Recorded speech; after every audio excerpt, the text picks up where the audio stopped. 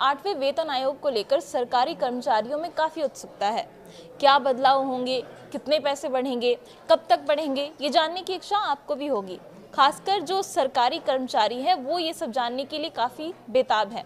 तो बता दूं कि डीए, एचआरए जैसे भत्तों में बढ़ोतरी जारी रहेगी। डीए फिलहाल 58% है और इसके 67% तक पहुंचने का अनुमान जताया जा रहा है। विशेषज्ञों के मुताबिक 8वें वेतन आयोग के लागू होने तक डीए की गणना 7वें वेतन आयोग के आधार पर होती रहेगी। एचआरए, टीए, सीए जैसे भत्ते भी बढ़ते रहेंगे। इस दौरान सालाना इंक्रीमेंट और एमएससीपी भी जारी रहेंगे। 8वें वेतन आयोग को लेकर सरकारी कर्मचारियों में उत्सुकता काफ़ी ज़्यादा हो गई है, क्योंकि सरकार ने आयोग बनाकर उसका टीओआर भी मंजूर कर दिया है और रिपोर्ट देने के लिए 18 महीने का समय तय किया गया है। और इस बीच डीए, एचआरए और टीए जैसे भत्तों को लेकर सबसे बड़ा सवाल ये है कि क्या ये बढ़ोतरी 8वें वेतन आयोग लागू होने तक जारी रहेगी या फिर ये बढ़ोतरी अभी बंद हो जाएगी, जब 8वां वेतन आयोग लागू होगा तभी होगी। तो बता दूं कि फिलहाल डीए 58% पर पहुंच चुका है और विशेषज्ञ जो हैं वो ये मानते हैं कि 7वें वेतन आयोग की व्यवस्था अभी जारी रहेगी और इसके कारण अगले 18 महीने में 3 बार और डीए बढ़ सकता है। ऐसा होने पर डीए करीब 67% तक पहुंचने का अनुमान अभी जताया जा रहा है।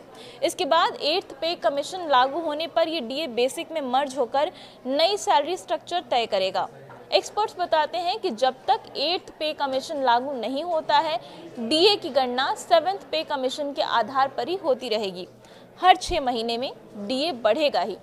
तो ये एक अच्छी खबर है उन सरकारी कर्मचारियों के लिए जो कि 8वें वेतन आयोग के लागू होने का इंतजार कर रहे हैं और उन्हें ये लग रहा था कि अब डीए बढ़ेगा या नहीं बढ़ेगा, क्योंकि 18 महीने में 3 बार डीए रिवीजन होंगे।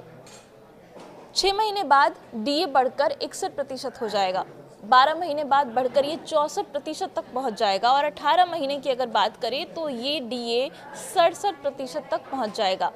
All India NPS employ federation के नेशनल प्रेसिडेंट मंजीत सिंह पटेल ने भी बताया है कि 3 डीए हाइक होने तय हैं और इसके बाद ही डीए बेसिक में मर्ज होकर 8th पे कमीशन का नया बेसिक बनेगा।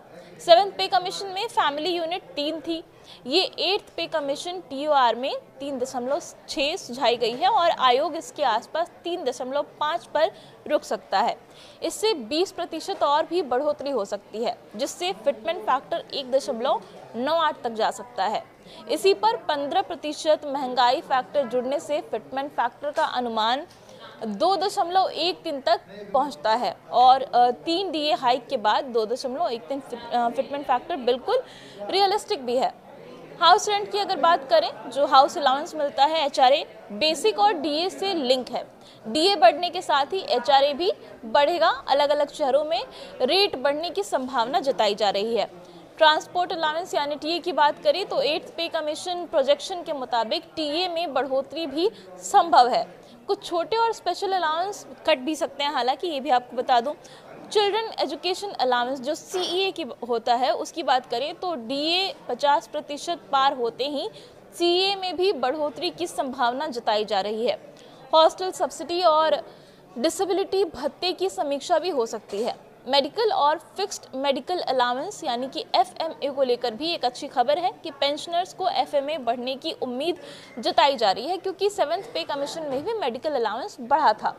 8th पे कमीशन लागू होने में देरी को देखते हुए सालाना इंक्रीमेंट 3% मिलता रहेगा, यानी कि आपकी सैलरी में बढ़ोतरी जारी रहेगी। Modified assured career projection scheme के तहत 10, 20, 30 साल पर फाइनेंशियल अपग्रेडेशन जारी रहता है।